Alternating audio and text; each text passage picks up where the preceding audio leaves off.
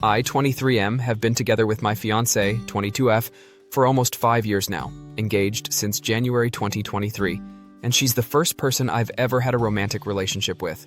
We're planning on getting married in summer 2025 after my fiancée finishes her teaching credential. For the entirety of our relationship, my parents have made little to no effort in getting to know my fiancée. The only time she was invited to our home was when she offered to take care of me the day I got my wisdom tooth surgery. To this day, they haven't made any attempt to meet her parents despite all the invitations they've extended to my parents. On the other hand, my fiancé's parents have welcomed me with open arms. I met them 6 months into our relationship and have consistently invited me to dinners, vacations, and holidays. They even let me live with them while I finished my degree because of the toll my family dynamic was having on my mental well-being. Ever since I told them I was planning on proposing, they repetitively tell me that I'm making a monumental mistake choosing to marry her. What usually comes up is how I'm too young and that I should date more people before committing to someone.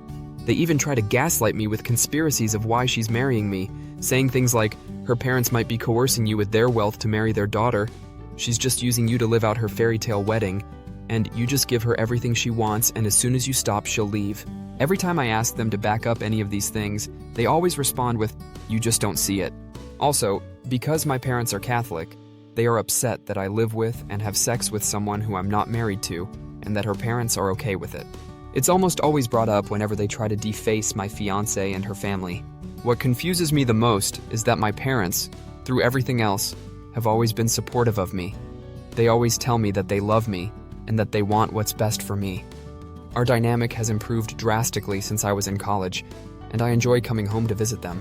This makes me feel so conflicted because I love my parents, but I can't help but feel manipulated and betrayed by the way they talk about my fiancée and her family. My fiancée is my best friend, and I love her like no one else. I couldn't care less that she's the only romantic partner I've ever been with because I don't want anyone else. We respect each other, we trust each other, we want what's best for each other, and we communicate everything with each other. Her family is no different. They treat me like family and love me like their own son. What frustrates me the most is that my fiancée and her family are some of the best people I've ever known in my life, and if my parents just made an effort to meet them, they'd see how wonderful they are. At this point, I've given up trying to reason with my father on this because he doesn't even listen to what I have to say. So I've been trying to help my mother understand what my fiancée means to me and what I see in her. Even though she seems to listen and think about what I say, she'll revert to the same mentality within a week. In the most recent conversation I had with my mother about my wedding, she told me that the thought of me marrying my fiancé makes her feel distraught, and that makes me sick. Despite everything, I still want my parents to be part of my future. Although I resent my parents for putting me in this position, the thought of losing them over this is equally devastating to me. Nevertheless, part of me wants to quit trying and let my parents isolate themselves from my future. But my fiancée and her family still want my parents to be part of our marriage and our future, despite everything my parents have said about them.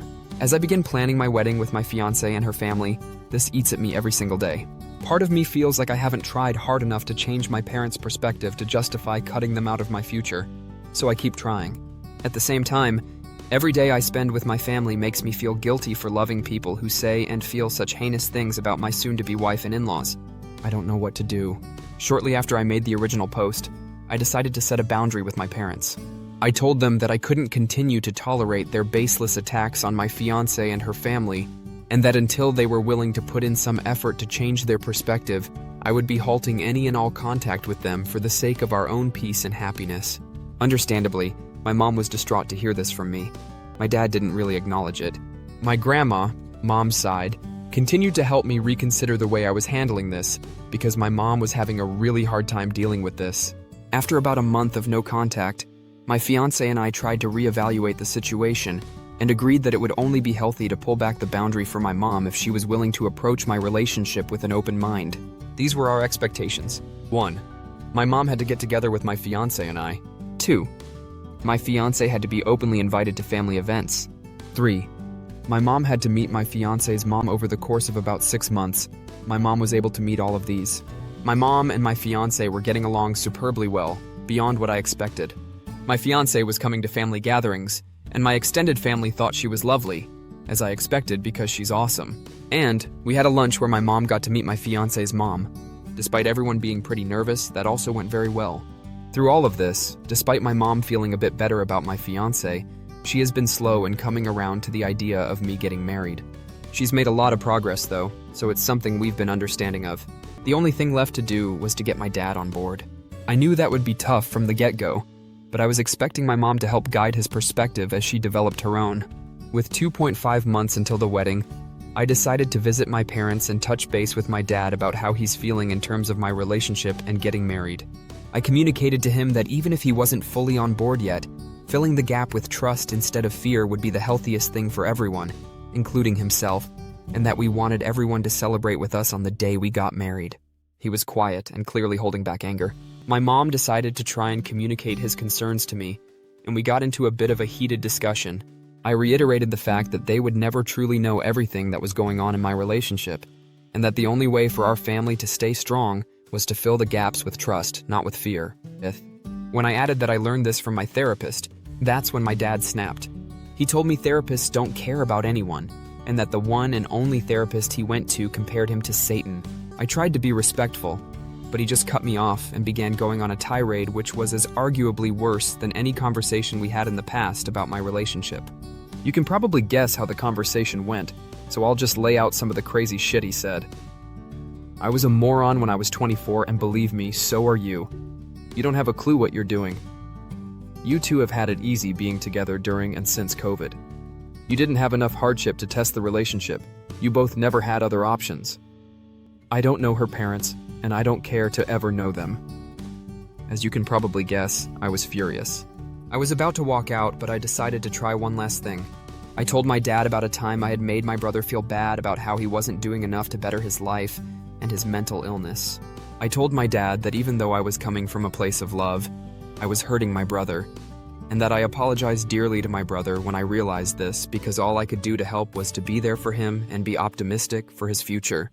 Unbelievably, my dad decided to start guilt-tripping me about how I made my brother feel, and the whole message went right over his head.